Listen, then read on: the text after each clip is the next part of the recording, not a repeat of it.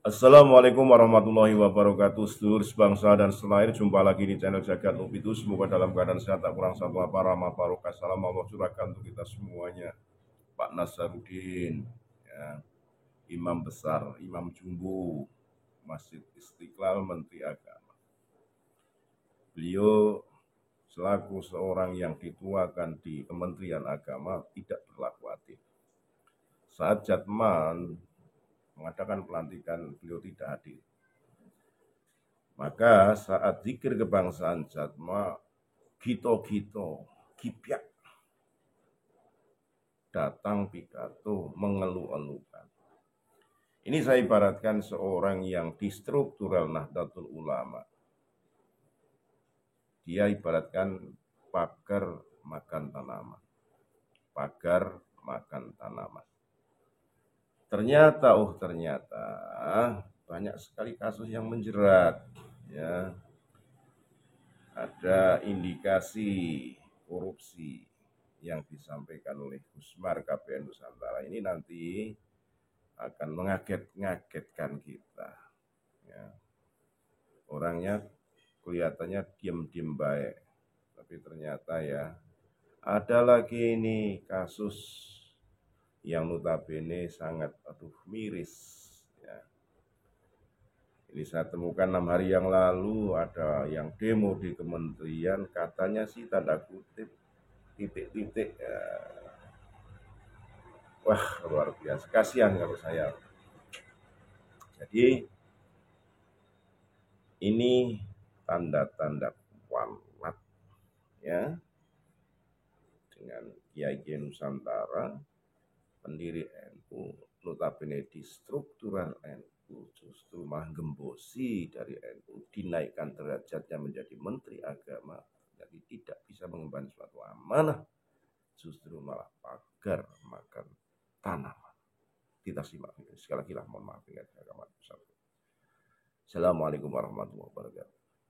Menteri Agama Sahrudin Umar sedang menjadi sasaran amuk banyak orang, khususnya dari para tokoh-tokoh ulama-ulama Kiai Nahdlatul Ulama di bawah, khususnya lagi yang tergabung di pengurus Jatman Thoriqoh. Mengapa?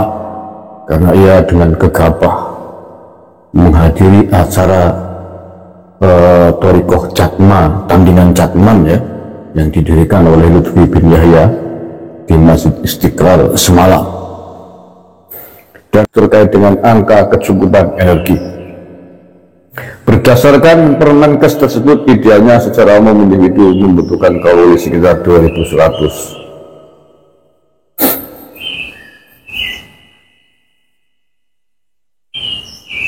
Tapi berdasarkan hasil penghitungan kami, rata-rata makanan yang diberikan oleh Kementerian Agama melalui penyedia kepada jemaah haji itu berkisar 1.715 sampai 1.765. Artinya konsumsi yang diberikan itu tidak sesuai dengan kebutuhan gizi, kata dia. Kemudian yang kedua, ICW menduga adanya pungutan yang dilakukan pegawai negeri sipil terhadap konsumsi yang telah dialokasikan oleh pemerintah sebesar 40 real. Ia mengatakan dari setiap makanan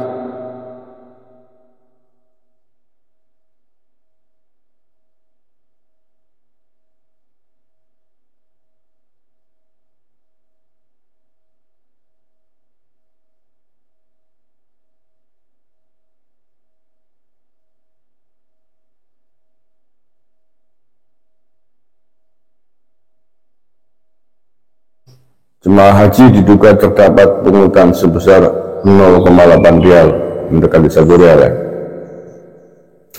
Sehingga berdasarkan hasil penghitungan kami, ketika adanya dugaan pungutan yang dilakukan oleh pegawai negeri, maka terlapor yang kami laporkan kepada KPK itu mendapatkan keuntungan sekitar 50 miliar rupiah, kata dia.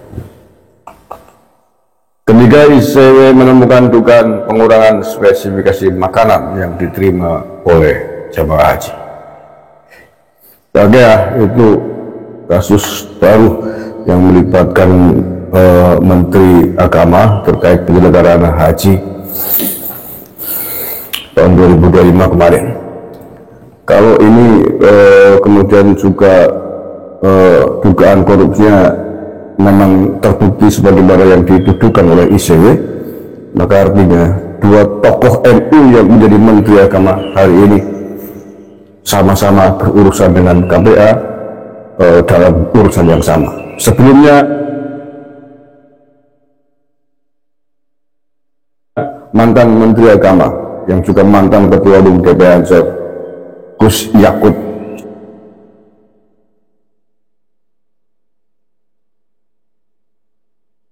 sudah dipanggil oleh KPK kemarin, dan statusnya kasus tersebut hari ini naik pada